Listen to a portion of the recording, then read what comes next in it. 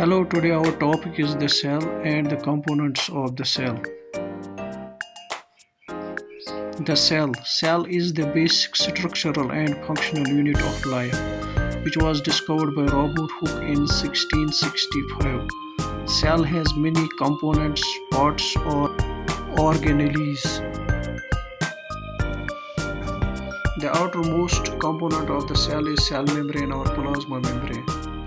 It is a double lipid layer which protects the cell, gives shape to the cell, and allows the transportation of material in and out of the cell. It protects the cell from toxins, viruses, bacteria. It is semi-permeable or selectively permeable membrane. Cytoplasm. It is a jelly-like fluid inside the cell which gives shape to the cell. All the life functions take place inside cytoplasm, which moves constantly inside the cell. Nucleus. Nucleus contains the hereditary material of the cell, the DNA. It sends signals to the cell to grow, mature, divide, and die. It is called boss or the control house of the cell.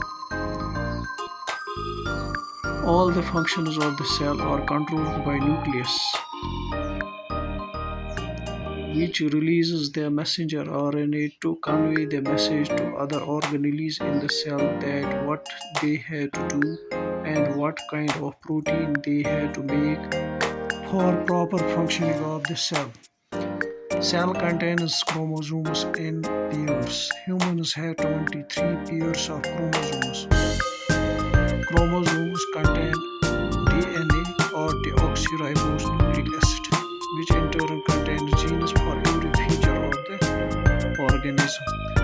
It also contains double layer membrane and chromatin inside it. The messenger RNA is released into the cytoplasm through nuclear pores. Mitochondria. The mitochondria is called the powerhouse of the cell because it provides the energy to the cell in the form of ATP molecules, which are produced during their respiration inside the double-layered membrane called mitochondria.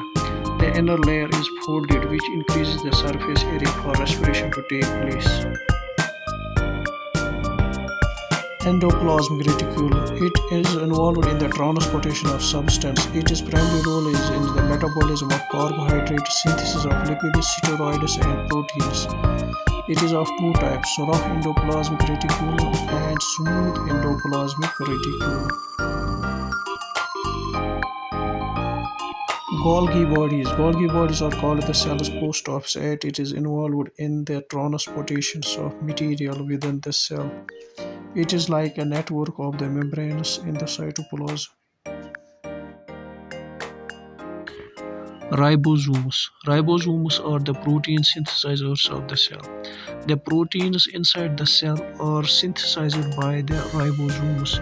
That is why they are called the production house of the proteins. The proteins are produced by the ribosomes with the help of messenger RNA and transfer RNA.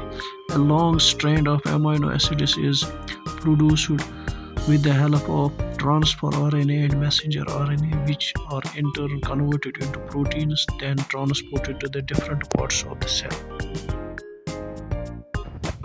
Chloroplasts or plastids are the organelles for photosynthesis. They contain pigment called chlorophyll. Chlorophyll converts the raw materials like water, carbon dioxide into glucose with the help of sunlight. This glucose is then converted to different other components like cellulose and proteins. Vacuoles. Vacuoles store food, water, and other waste materials inside the cell.